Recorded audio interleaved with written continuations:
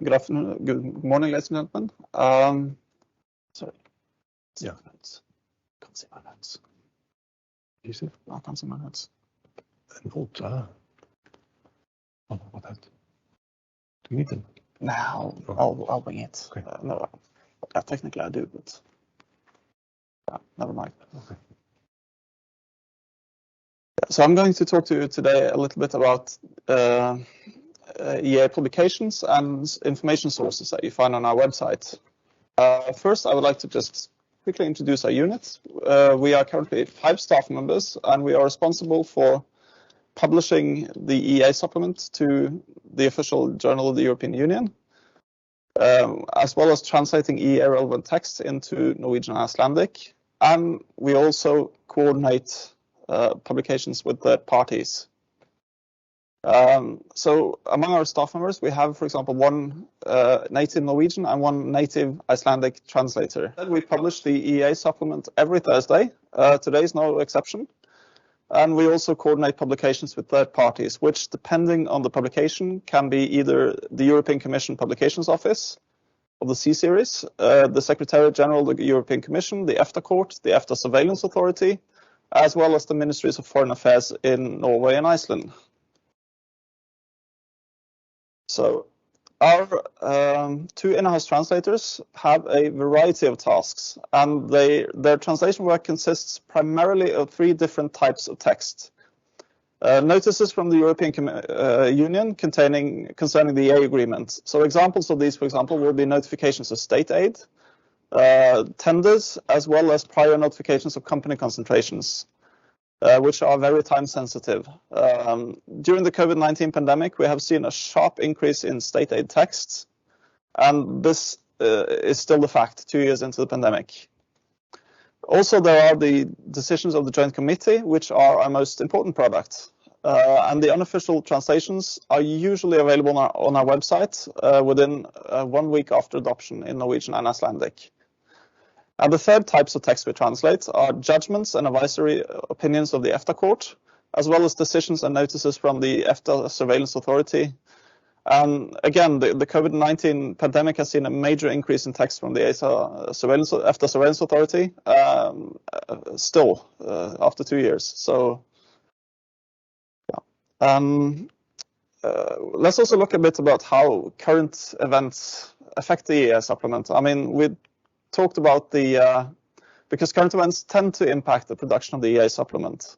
And we already mentioned the COVID-19 situation, which has seen a surge of text regarding state aid, both from the European Commission and also the EFTA Surveillance Authority.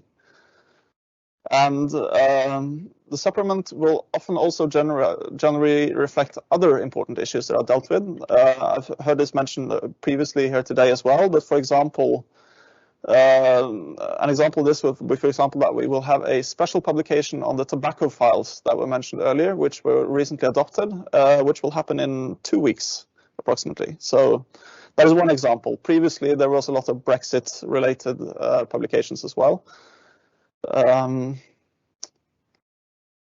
now I would like to touch a little bit upon the legal basis for why we publish the EEA Supplement.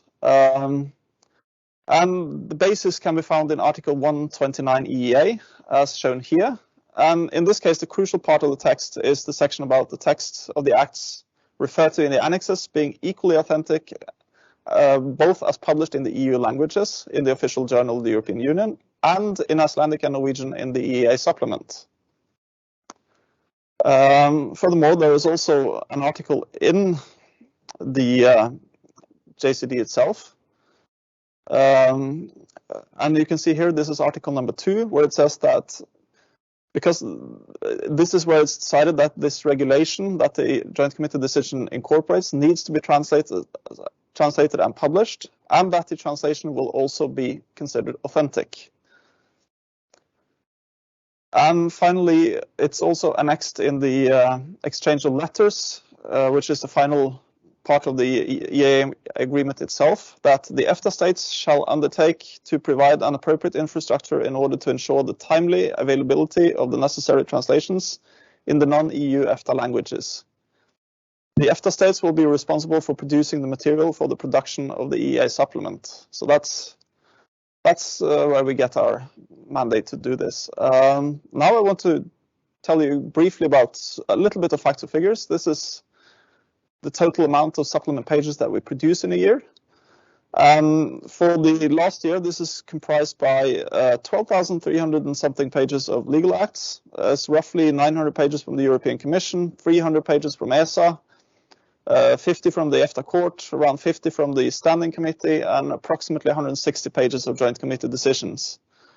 And seen apart from the amount of legal acts and joint committee decisions, these figures are quite similar to last year. And for 2022, it's busy, so we expect that this number will possibly rise if the trend continues the next year. So now let's look at the EEA supplement itself. This is sort of a facsimile of the front page. And the supplement actually contains 3 different types of publication. And it's also not uncommon that we publish several issues on the same day. Today, for example, we have published 2 different issues in Icelandic. So the first of these publications is a weekly supplement, which contains notices from the European Commission, and it may also contain translated documents from the EFTA Standing Committee, the EFTA Surveillance Authority, and the EFTA Court.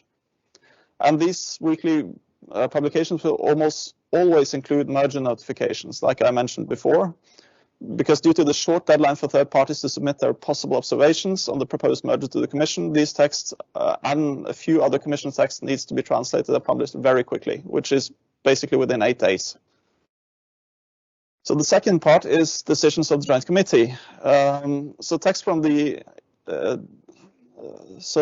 Joint Committees are always published on the same day as in the official journal, and this is a collaboration with the Secretariat General of the European Union. And they are then published in all the official languages of the EU in the official journal, and in Norwegian and Icelandic in the EEA supplement. So both the weekly supplement text and the joint committee decisions are translated into Norwegian and Icelandic by EFTA's own in-house translators. So the third type of publication, which also makes up the largest body of text, is the legal acts, which are incorporated into the EEA agreement by the joint committee decisions. And the legal acts are translated by the translation centers of the Ministries of Foreign Affairs in Norway and Iceland. So what the EFTA Secretariat is responsible for is to publish them, and we do in accordance with the wishes of the translation centers. So then there's the last one is, of course, where you can find our publications. And the short answer is, of course, on our website. I don't know if this is actually...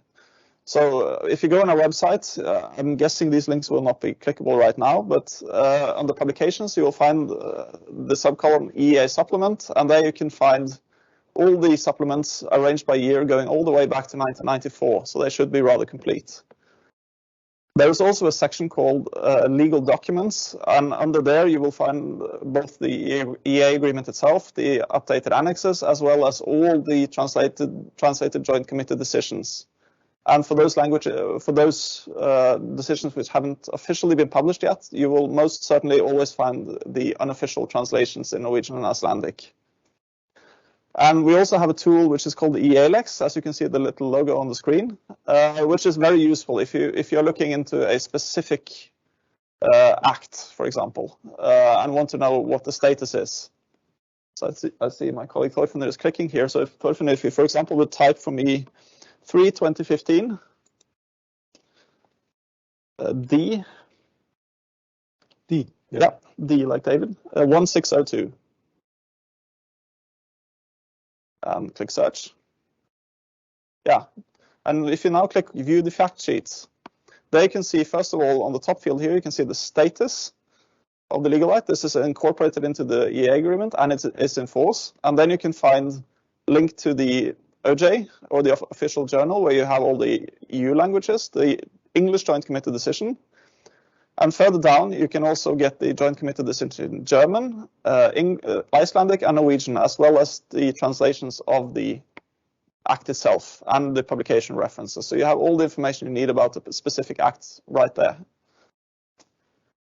So that's, yeah, that's it. Thank you very much. Thank you so much. And we actually have a question in the chat that could be for both of you.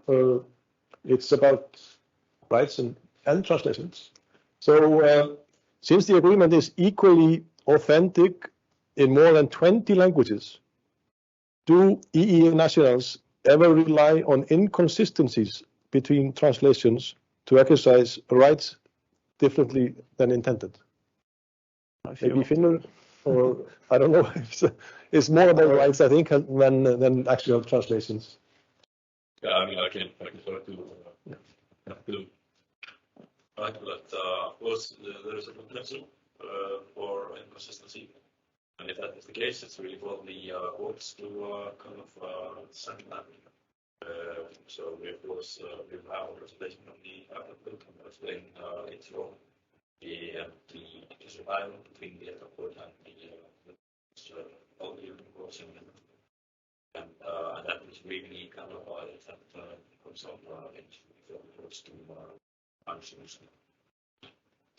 Yeah, actually, we will have presentations from of course SI and the court here after lunch. So this might come up again. Any question from the audience, maybe? Yeah?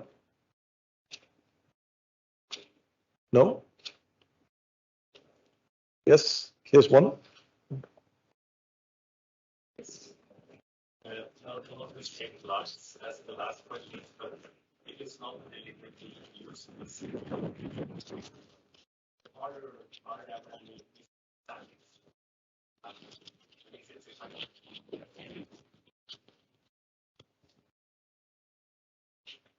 Could you repeat? I didn't hear. But what? Yes, not the same lines as the last question, but if it's not specifically used by the EEA states or any those actors, are there any misunderstandings of how EEA law is interpreted due to language differences?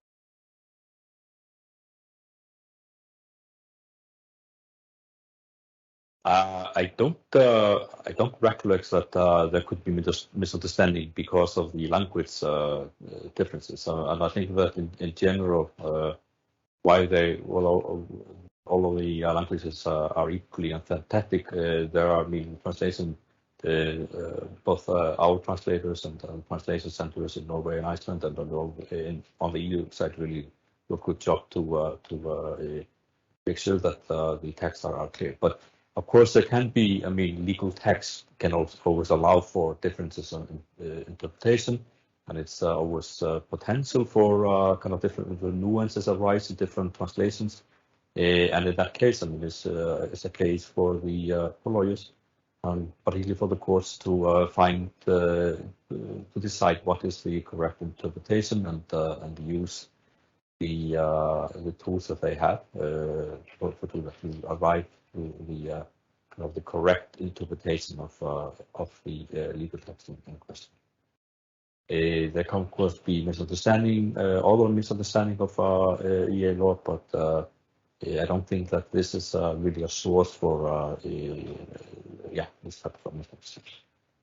But wouldn't you say that, of course, the translation work that takes place in our member states, and I'm sure that there is a lot of discussions as to what term to be used, and there might be different opinions, and there is a huge responsibility upon our translation services, because many of these acts, they deal with rights to private parties, and of course you want that to be correct. So yes, it's nothing automatic about this. You're absolutely correct. You might shed some light on that. Yes, you're absolutely correct. And of course, I know for a fact that the translation center in the member states, they work closely with the line ministries, especially when it comes to setting terminology, for example. There can be huge debates on a single word to make sure it's reflected correctly in both the practical use in the field of specialty, and also that it's coherent with other regulations. So there is a lot of, but fortunately they can consult with the line industries responsible for this specific area. Also, for us at the Secretariat, we also, should there be doubt or should there be something that might be ambiguous or unclear, our translators do have the luxury of actually being able to speak to the lawyers who drafted the text to clear out any misunderstanding. So that is also a good thing to have. And like Finner, I haven't really encountered any cases where misunderstandings in the translations have been a legal issue, but obviously no system is perfect, so you should never say never, but yes. Thank you. All right, so are there more questions from the audience? We're actually on the minute, on time. So thank you, all of you.